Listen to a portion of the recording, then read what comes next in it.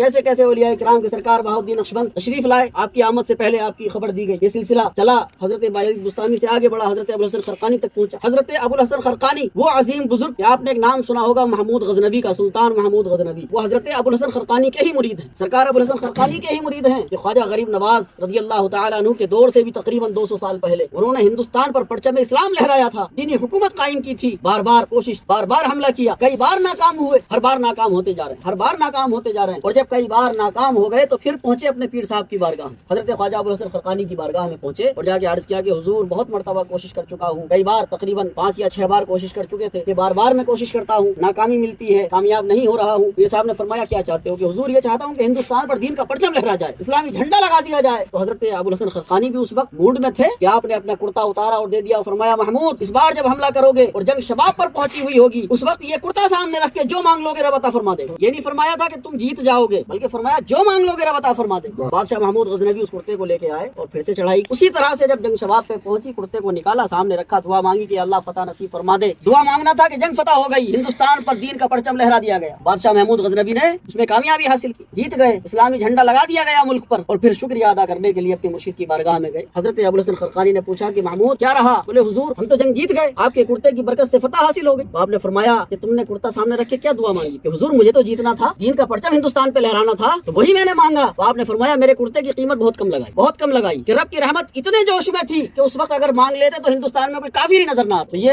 ऐसे हमारे सरकार और ऐसे बुजुर्ग हैं। इन्हीं के पीरो मुर्शिद है हजरत बायजीद बुस्तामी, जिनके बारे में अक्सर बयान होता रहता है, आप लोग सुनते रहते हैं कि बुजुर्गों ने, आज के बुजुर्गों ने नहीं बल्कि हजरत जुनैद बगदादी जैसे वली कामिल ने ये फरमाया कि हजरत बायजीद बुस्तामी का मकाम वलियों में ऐसे है जैसे फरिश्तों में जिब्राइल का। ऐसे ऐसे बुजुर्ग हमें अता किए। हजरत इमाम गजाली का नाम तो आपने सुना होगा, शरीयत और तरीकत दोनों समंदरों के आप तैराको पैराक है, हुज्जतुल इस्लाम है। और कैसे वली? ऐसे वली हैं कि जब रसूल पाक सल्लल्लाहु तआला अलैहि वसल्लम मेराज के लिए तशरीफ ले गए और आसमान पर जब हजरत मूसा अलैहिस्सलाम से मुलाकात हुई, इमाम गजाली तो पैदा भी नहीं हुए थे। हजरत इमाम गजाली के पैदा होने से भी तकरीबन 350 साल के पहले का वाकया है वाकया मेराज। वाकया मेराज के तकरीबन 350 साल के बाद हजरत इमाम गजाली पैदा हुए और 350 साल पहले पैदा होने से रसूल पाक सल्लल्लाहु तआला अलैहि वसल्लम आसमान पर हैं। हजरत मूसा अलैहिस्सलाम से मुलाकात हुई। हजरत मूसा अलैहिस्सलाम ने कहा मैं चाहता हूँ कि मैं दुनिया में आपका उम्मती बन के रहूं। यूं तो सारे नबी हमारे हुजूर के उम्मती हैं, लेकिन एक तमन्ना, एक ख्वाहिश, एक अपना जज्बा जाहिर किया कि आपके उम्मतियों की तरह काश मैं होता। तो अल्लाह के रसूल सल्लल्लाहु तआला अलैहि वसल्लम ने फरमाया मूसा ये नहीं हो सकता, अल्लाह ने तुम्हें भी नबी बनाया है और मुझसे पहले नबी हुआ, हुजूर तो आखिरी नबी है, अब कोई नबी आ ही नहीं सकता है। तो फिर हजरत मूसा अलैहिस्सलाम ने ये तमन्ना जाहिर की कि सामने से, बिल्कुल सामने से जाहिर में आपके किसी उम्मती से मुलाकात हो जाए, किसी उम्मती से बातचीत हो जाए। तो चौथे आसमान पर इमाम गजाली के पैदा होने से 350 साल पहले हुजूर ने पुकारा कि गजाली आ जाओ। हजरत इमाम गजाली वहाँ हाजिर हो, हजरत मूसा अलैहिस्सलाम के सामने खड़े, सलाम किया। हजरत मूसा अलैहिस्सलाम ने पूछा तुम्हारा नाम क्या? आपकी 4 पुश्तों में मोहम्मद लगता था। आपने फरमाया मोहम्मद मोहम्मद मोहम्मद मोहम्मद गजाली। हजरत मूसा अलैहिस्सलाम तो कलीम है, जलाल आ गया, फरमाने लगे मैंने तुम्हारा नाम पूछा ना कि पूरे खानदान का नाम पूछा। अब हजरत मूसा अलैहिस्सलाम का जमाना उस जमाने से तकरीबन 2250-2300 साल पुराना जमाना था और हजरत इमाम गजाली के पैदा होने से 350 साल पहले ये बात हो रही है। बाकी शबे मेराज में ये बात हो रही है। हजरत इमाम गजाली फरमाते हैं कि जब अल्लाह ने आपसे पूछा था कि आपके हाथ में क्या है तो सीधा सीधा कह देते कि ऐसा है। आपने क्यों कहा था मैं इससे बकरी भी चराता हूँ, मैं इसे अपने इस्तेमाल में भी लेता हूँ, मैं इससे ये भी करता हूँ, मैं इससे वो भी करता हूँ। कब की बात कह रहे हैं हजरत इमाम गजाली? हुजूर सल्लल्लाहु तआला अलैहि वसल्लम ने अपना आसा मुबारक इमाम गजाली के कांधे पर चुभोया और फरमाया गजाली मूसा नबी है, अदब मलफूज रहना चाहिए, अदब बाकी रहना चाहिए। हजरत इमाम गजाली खामोश हो गए। इस वाकये के 350 साल के बाद इमाम गजाली पैदा हुए और हजरत इमाम गजाली जब दुनिया में तशरीफ लाए तो हुजूर ने जो आसा मुबारक उनके कांधे पर शबे मेराज में चुभोया था उसका निशान उनके कांधे पर जिस्म पर मौजूद। हजरत इमाम गजाली अक्सर जब कपड़े उतारते थे तो लोगों को दिखा के फरमाते थे कि ये वो निशान है कि जो हुजूर ने अपने आसे मुबारक से मेरे जिस्म पर लगाया। तो बताइए ये तो पैदा होने से पहले भी वली थे, पैदा होने से पहले वली थे, लेकिन ये भी मुरीद हुए, इन्होंने भी पीर बनाया। कितना जरूरी है मुरीद होना और कितना जरूरी है पीर बनाना। और मालूम है हजरत इमाम गजाली किस सिलसिले के बुजुर्ग हैं? आपने अपने शजरे में एक नाम पढ़ा होगा, हजरत अबू अली फारमदी, सिलसिला नक्शबंदिया के बड़े अजीम बुजुर्ग हैं हजरत अबू अली फारमदी, उन्हीं के मुरीद हजरत इमाम गजाली,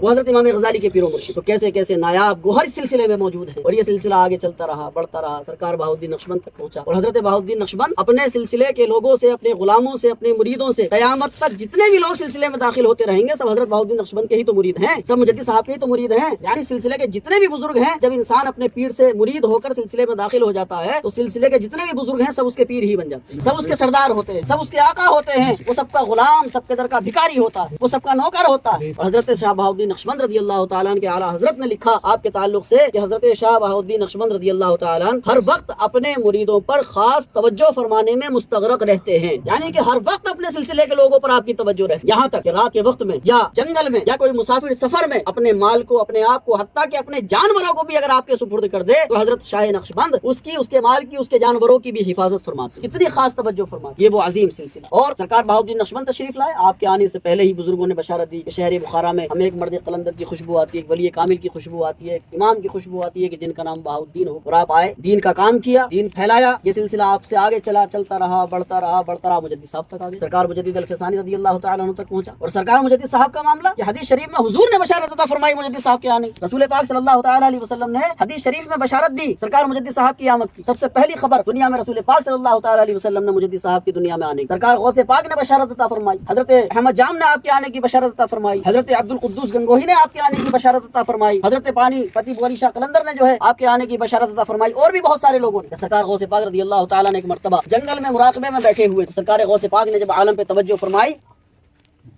بہت ہی نرالا نور تھا، مراقبے میں دیکھا سرکار غوث پاک، حیرت ہوئی، رب کی بارگاہ میں عرض کیا مولا یہ کیسا نور ہے، کس کا نور ہے، سارا عالم اس سے روشن ہے۔ اللہ تبارک و تعالیٰ کی طرف سے سرکار غوث پاک کو یہ الہام ہوا کہ ملک ہند میں، شہر سرہند میں میرے نبی کی امت میں ایک ولی پیدا ہوگا کہ جس کا نام احمد ہوگا، جسے دنیا مجدد الفسانی کے نام سے جانے گی، یہ اس کا نور ہے۔ اب بتائیے کہ یہ وہ لوگ کہ جو پیدا ہونے سے پہلے بھی ولی، پیدا ہونے کے بعد بھی ولی، لیکن اس کے بعد بھی کسی کے دامن سے وابستہ ہو رہے، اس کے بعد بھی کسی کو پیر بنا رہے ہیں، مرید ہو رہے ہیں، اس لیے کہ جو ان کی منزلیں ہیں وہ بغیر مرشد کے طے ہو ہی نہیں سکتے، جو ان کے راستے ہیں وہ بغیر پیر کی توجہ کے مکمل ہو ہی نہیں سکتے، تو اتنا ضروری ہے مرید ہونا، اتنا ضروری ہے کسی کو پیر بنانا۔